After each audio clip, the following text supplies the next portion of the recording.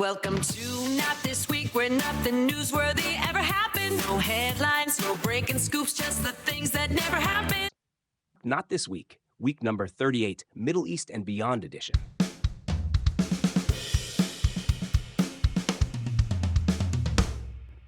Imagine expecting fireworks and getting a sparkler that fizzles before it's even lit. That's geopolitics and tech in this edition. Think about it. A supposedly global AI declaration where the biggest AI powers skipped the party. A UN Security Council that managed to veto peace itself. Western allies who promised to unleash sanctions like Thor's hammer, but turned up with teaspoons. A Saudi-Pakistan defense pact that sounds grand until you read the fine print and realize India isn't even mentioned. And Europe's Kaja Kallas wagging a finger at India, but stopping short of doing anything that might dent the export numbers. This edition is the global non-event Olympics. Everyone lined up for the 100-meter dash, the starter pistol fired, and 5 athletes just stood there saying, well, I'd rather not. And here's the real kicker. None of this is boring. These non-events are the most revealing headlines of the week. Because when the world's most powerful players don't act, it tells you what they fear, what they can't agree on, and what they want you not to notice. So buckle up. This isn't the edition where peace broke out, where alliances held firm, or where declarations actually declared anything. No, this is the edition where the silence, the vetoes, and the footnotes were the loudest stories of all.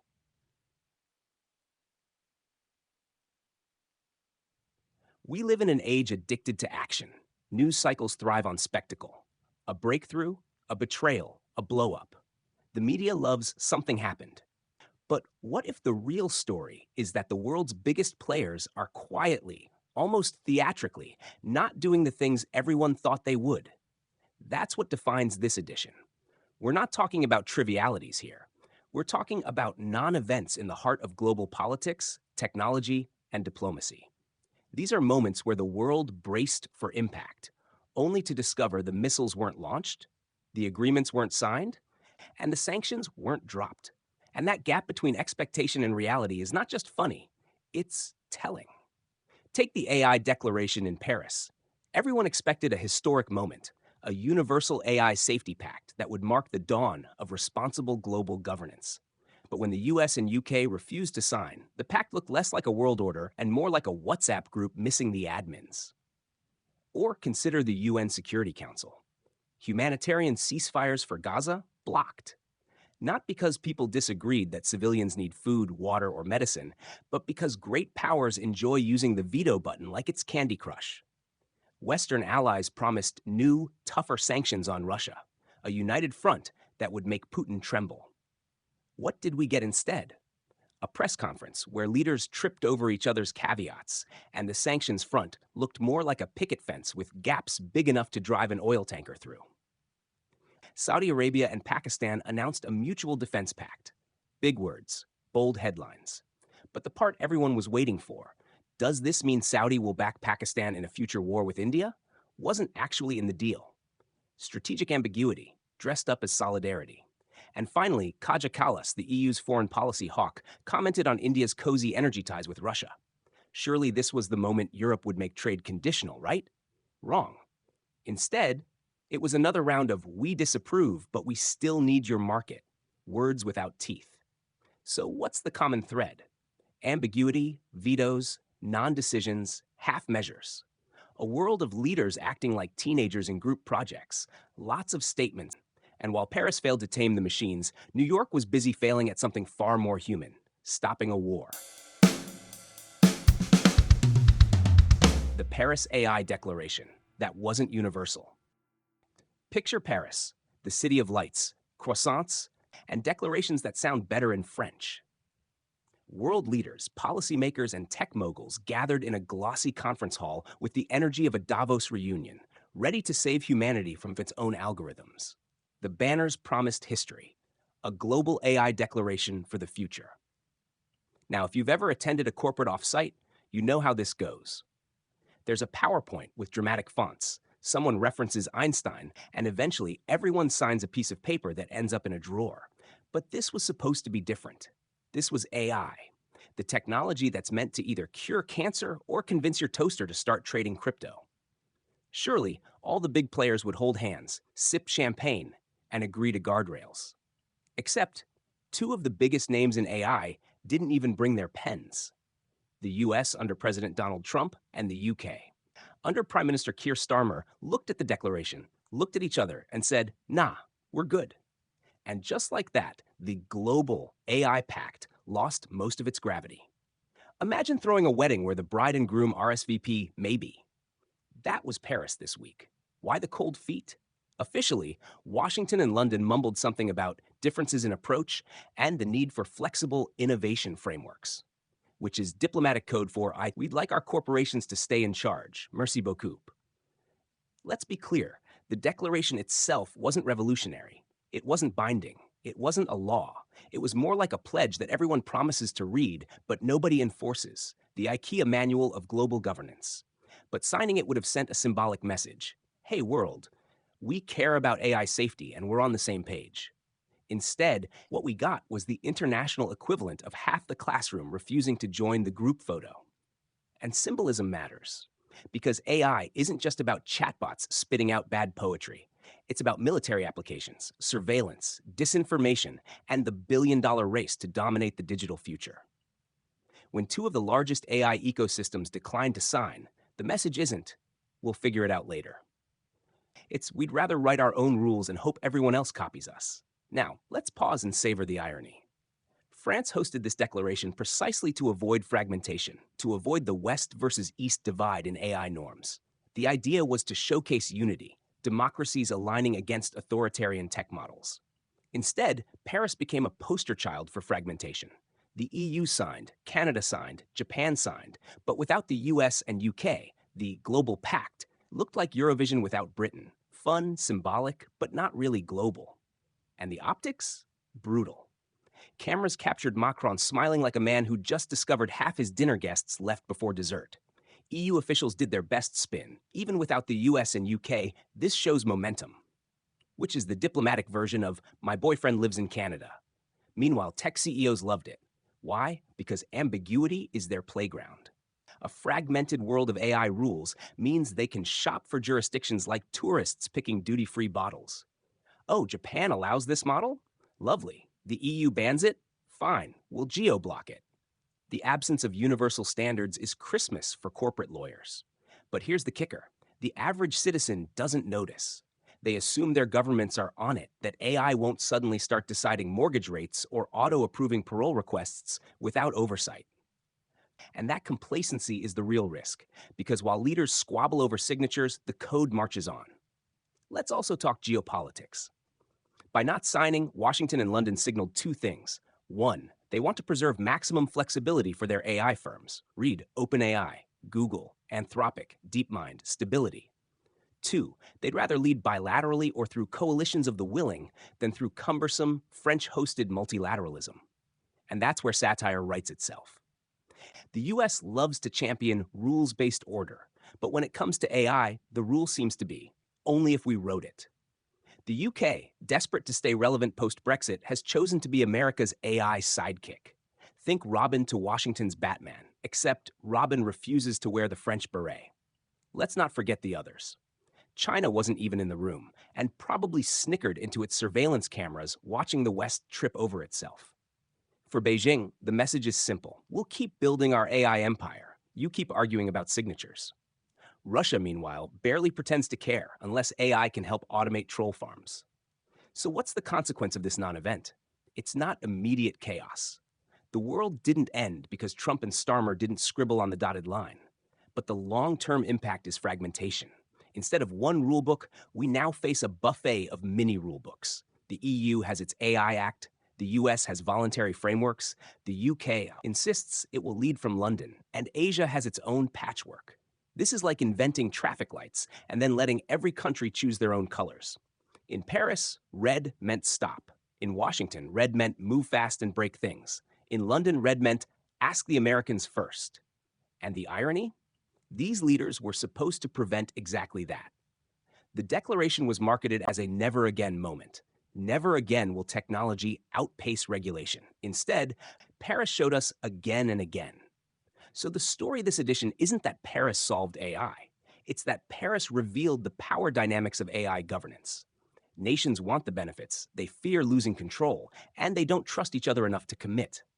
Or put simply, the declaration was less about saving humanity and more about saving face. The UN Security Council Gaza truce veto. The United Nations loves a stage, flags fluttering, translators murmuring in 12 languages, diplomats polishing their speeches with the kind of solemnity usually reserved for funeral eulogies. And this week, the Security Council prepared for its big moment, a humanitarian ceasefire resolution for Gaza. The world expected theater with a happy ending. After months of bombing, famine warnings, and aid convoys stuck at checkpoints, surely the Council would at least agree on a pause. The headlines were written in advance. Security Council unites for humanity. The footage was supposed to show tired diplomats nodding gravely, perhaps even applauding themselves. But in classic UN fashion, the script was shredded by a single veto. The United States hit the red button. Boom, resolution blocked. Cue sighs, mutters, and one more headline for the pile. UN Security Council fails to act. It's worth pausing on the absurdity. The resolution wasn't about annexations or borders. It wasn't even a permanent peace plan. It was about letting aid trucks roll through, about getting medicine into hospitals, about giving civilians a break from explosions. But apparently, even that was too politically messy. The US justified its veto with the usual diplomatic word salad. The resolution was imbalanced. It did not fully account for Israel's right to self-defense. It might undermine negotiations. If you translated that into plain English, it sounded more like, we're not ready to upset our ally. And besides, we like keeping the negotiating chips on our side of the table. Of course, America wasn't alone in turning the chamber into a farce. Russia and China pounced on the veto as proof of hypocrisy, even though both have wielded their own vetoes on Syria, Myanmar, and anything else that threatens their friends. Hypocrisy at the UN isn't an accident, it's the house style. Meanwhile, the rest of the council looked like extras in a bad drama. France frowned. Japan sighed. Brazil muttered something about responsibility. And then everyone went home to draft the next resolution that will also be vetoed. And what about the people on the ground? They don't see the speeches. They see aid trucks idling at checkpoints, children being treated without anesthesia, and food supplies vanishing into inflation. For them, the UNSC veto is not an abstract procedural quirk. It's a death sentence written in bureaucratese. This is the dark genius of the UN. It creates the illusion of collective will, while its structure ensures paralysis. 5 countries hold veto power, which means 5 governments effectively control the fates of billions. The other 188 members can debate, vote, even cheer. But in the end, it's those 5 hands on the button that decide whether resolutions live or die. Think about it. In any other system, if 1 out of 15 people says no, the group moves on. But in the Security Council, 1 no means everyone else wasted their time. It's like organizing a potluck where 1 guest refuses to eat unless the lasagna has exactly 3 layers, so the dinner is canceled. And the satirical cherry on top? The veto was cast in a chamber literally designed to prevent unilateralism. The architecture itself screams cooperation. A round table, equal microphones, a mural celebrating unity. Yet week after week, it serves as a set for veto theater, where global powers block resolutions less because of what they say and more because of what they symbolize. Here's the kicker. Everyone knew the veto was coming. Journalists had pre-written 2 versions of their articles, one titled UN Fails Again, the other UN Surprises with Unity. Guess which one got published? Diplomats rolled their eyes even before the vote. NGOs had their angry press releases queued up like drafts in an email inbox. The veto wasn't a shock. It was a ritual. But rituals have meaning. This one tells us that the world order still bends to the interests of the few, even when the many scream otherwise. It tells us that humanitarian principles, food, water, medicine, are negotiable when geopolitics intrudes.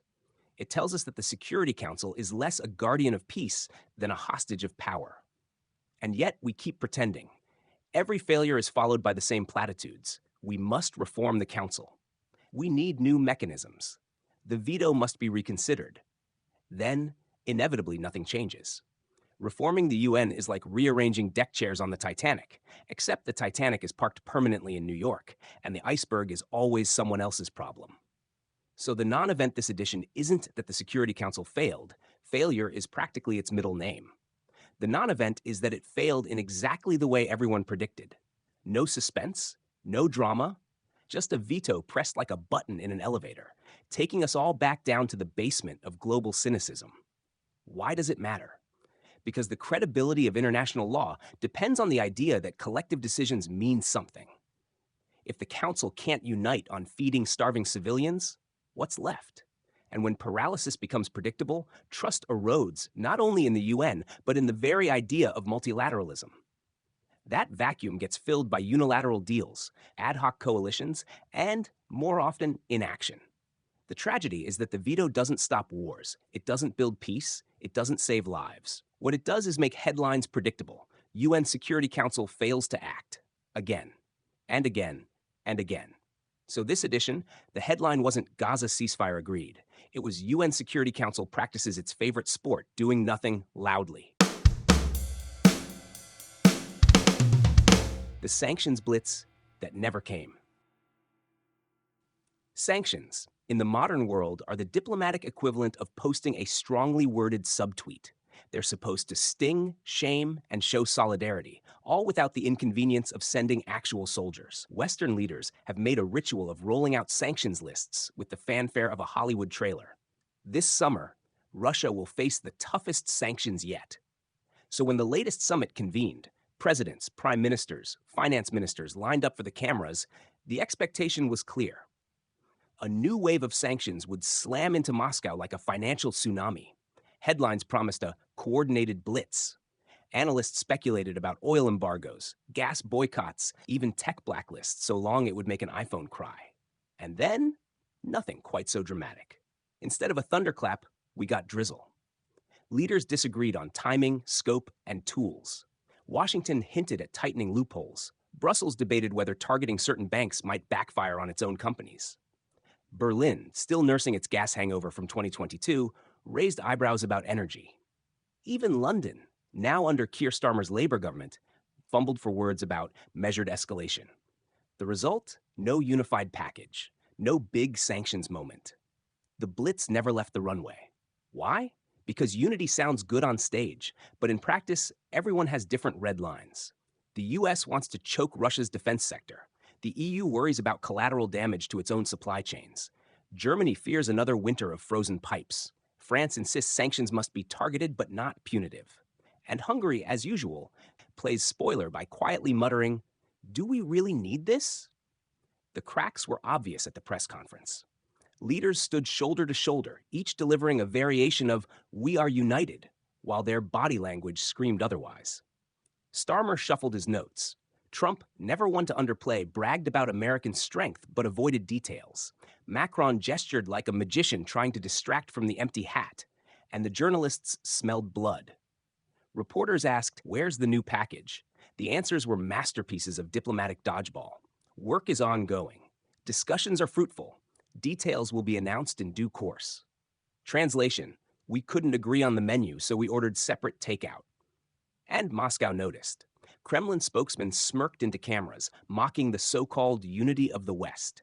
State TV hosts popped champagne on air, declaring the sanctions threat a bluff. For once, their gloating wasn't entirely baseless. This is the problem with sanctions. They work best when airtight. One leak and the whole ship sinks. Russia has proven adept at exploiting those leaks, rerouting oil through friendly ports, using shadow tankers, and laundering trade through third countries. A sanctions regime without unity is like a dam with holes. It looks impressive until you realize the water's still flowing through. What makes this non-event especially rich is the choreography around it. Before the summit, newspapers screamed, "Allies prepare hardest hit yet." Think tanks published papers titled "The Coming Sanctions Wave." Pundits predicted Putin's inner circle would finally feel the squeeze.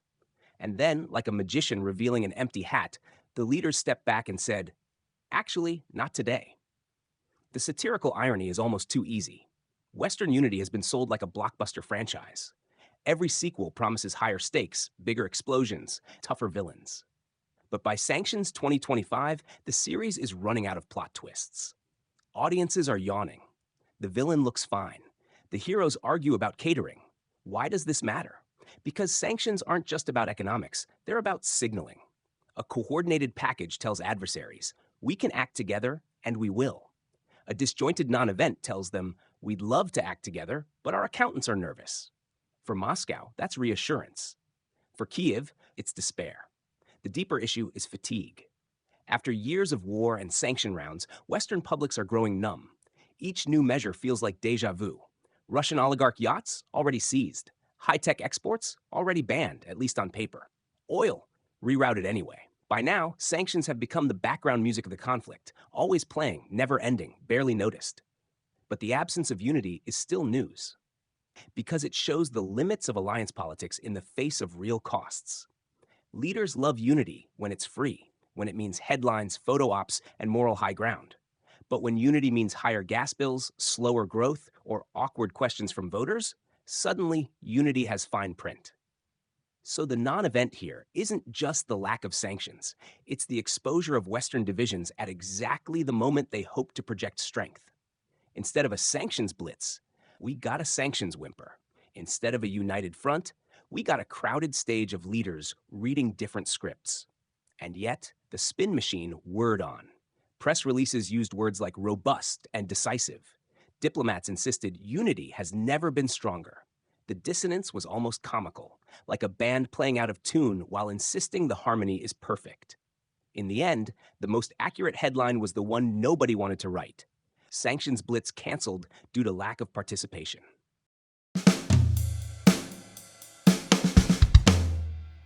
While the West argued about sanctions, in South Asia, ambiguity was the strategy. Saudi Arabia and Pakistan inked a pact, one that said everything while promising nothing.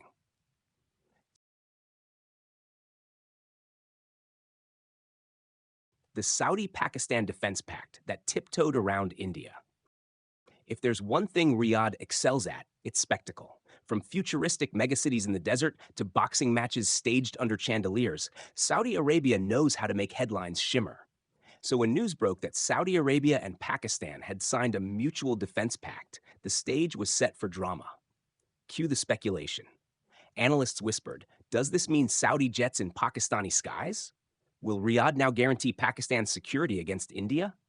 Will South Asia wake up to a new axis of power, backed by petrodollars and military might? The expectations were enormous, partly because Saudi-Pakistani ties have long been cloaked in money, mystery, and occasional military gestures. And then came the fine print. The mutual defense agreement, signed with handshakes and solemnity, avoided the one thing everyone wanted to know. What happens if Pakistan and India clash? Not a word. No clause. No hint. The deal promised cooperation, training, vague commitments to collective security against aggression. But the text danced around India like a cat tiptoeing around a puddle. For Pakistan, this was supposed to be a diplomatic jackpot. After months of economic turmoil and IMF scoldings, Islamabad wanted to show its people and its rivals that it had the kingdom's backing. The optics, look, Saudi Arabia is with us. But the reality? Saudi Arabia had given them ambiguity, glitter-wrapped, oil-scented ambiguity. For India, the reaction was predictable. Commentators flooded primetime panels. Is this a threat? Is Riyadh siding with Islamabad? Should New Delhi recalibrate? But seasoned diplomats noticed the silence in the agreement. It wasn't a blank check for Pakistan. It was more like a store gift card with the expiry date smudged off. Why the ambiguity? Because Riyadh has bigger fish, or oil rigs, to fry.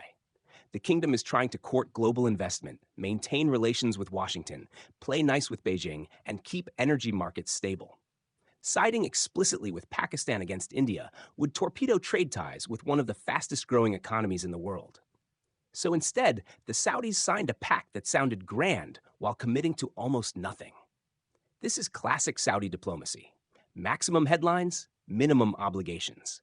It's like promising to bring dessert to a dinner party, then showing up with a bag of dates and saying, share wisely.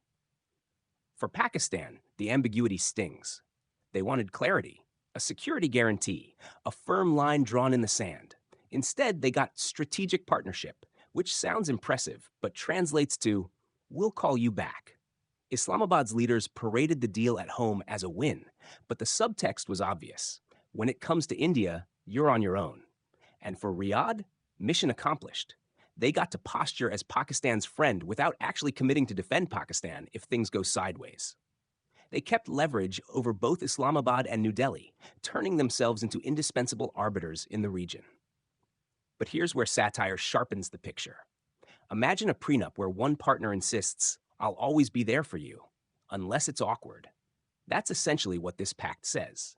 A marriage certificate with invisible ink, a security guarantee with an asterisk. Meanwhile, media coverage outside the region barely blinked. For global audiences, Saudi-Pakistani defense ties are background noise. But in South Asia, the unspoken India clause, or rather, the absence of it, was the only story that mattered. Every headline screamed, "Mutual Defense Pact signed." The quieter subtext whispered, "But don't expect Riyadh to show up when the border flares." Why does this non-event matter? Because it shows the limits of flashy diplomacy, because it reveals that even allies have ceilings, and Pakistan just discovered Riyadh's.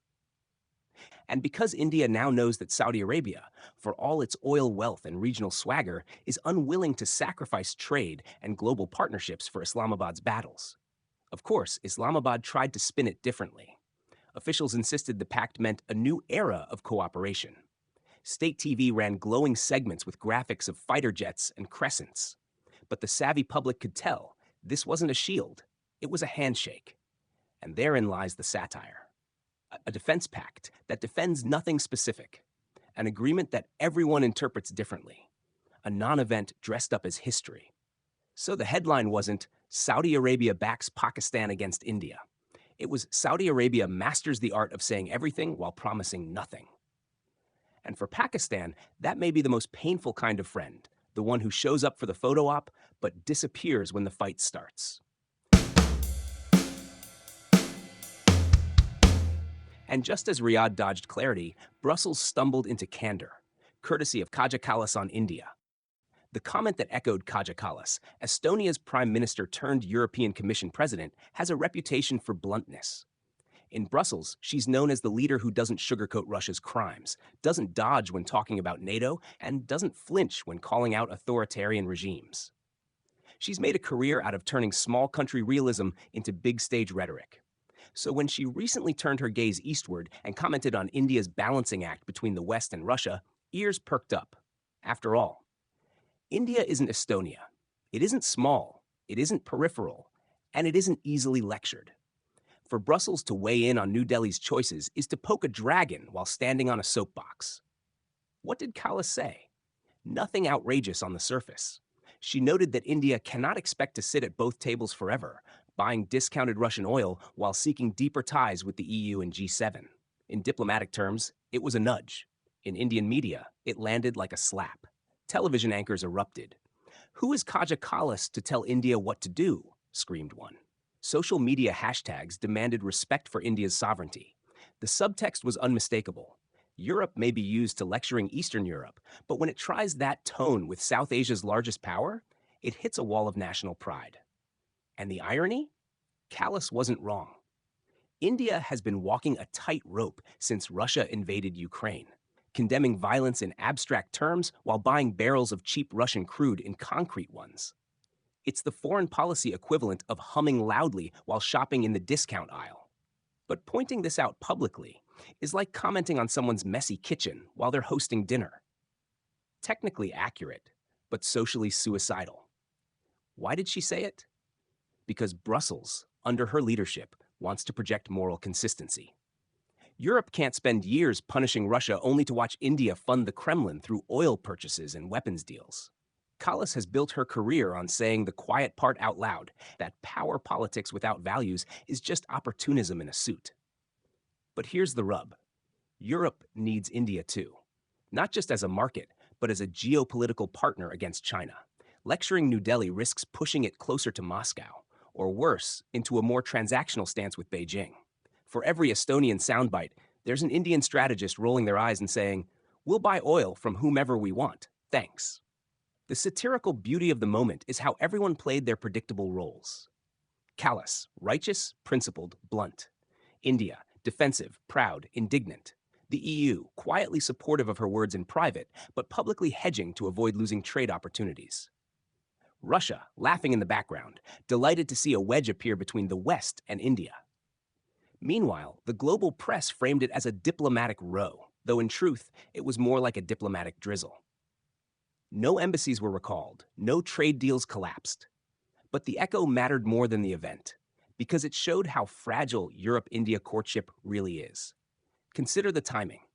India wants investment, clean tech cooperation, and supply chain partnerships from Europe. Europe wants India as a counterweight to China and a consumer of European goods. Both sides need each other, but both also carry baggage. For Europe, it's Russia. For India, it's sovereignty and the refusal to be treated like a pupil in a Western classroom. Kallas's comment exposed that tension in one sentence. Suddenly, every op-ed in New Delhi asked, is Europe trying to dictate our foreign policy? Is Brussels lumping us with problem states?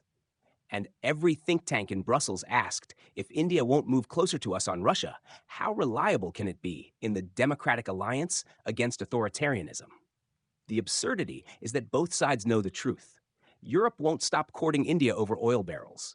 India won't stop buying from Russia because of Estonian lectures. The dance will continue with more smiles, more summits, and more carefully drafted communiques. But the undertone has been set. Europe's patience has limits, and India's pride has no expiry date. Why does this non-event matter? Because it illustrates the gap between Western rhetoric and non-Western pragmatism. Because it shows that Europe's new Commission president, Kallas, intends to speak with the same sharpness on India as she once did on Russia. And because it reveals how easily great power courtship can turn awkward when honesty slips through the cracks. In the end, the comment wasn't a policy shift. It wasn't even a demand. It was a single sentence in a long speech. But like a dropped glass in a quiet room, it echoed far louder than intended. So the headline wasn't India changes course after EU pressure. It was Kaja Kallas reminds India it's being watched, and India reminds Europe it doesn't take orders. And there you have it. From Paris declarations that half the class skipped to New York vetoes everyone saw coming. From sanctions blitzes that fizzled to defense pacts written in invisible ink. And finally, from Brussels bluntness to Delhi indignation. Not events that shook the world, but non-events that revealed it. This has been Not This Week, where what didn't happen tells us everything about the world we live in.